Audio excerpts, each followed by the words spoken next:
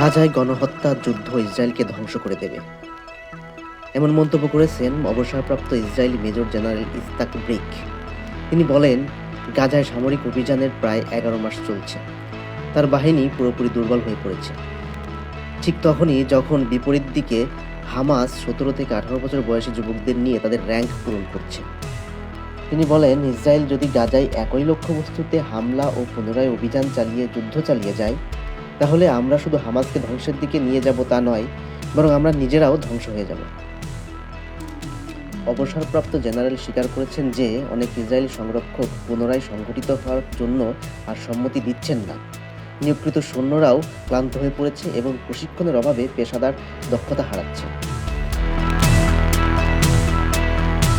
Benjamin Netanyahu বারবার হুমকি দিচ্ছেন যে ইসরায়েলে গাজা যুদ্ধ শেষ করতে রাজি হওয়ার আগে হামাসকে সম্পূর্ণরূপে ধ্বংস করতে হবে।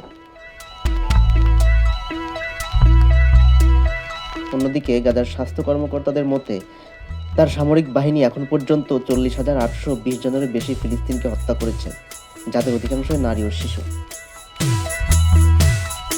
গত মঙ্গলবার একটি ইসরায়েলি সংবাদ মাধ্যম আউটলেট লিখেছে যে ফিলিস্তিনি স্বাধীনতাকামী গোষ্ঠী হামাস উত্তর গাজা উপত্যকায় তার সক্ষমতা পুনর্গঠন করেছে এবং 3,000 নতুন যোদ্ধা নিয়োগ করেছে।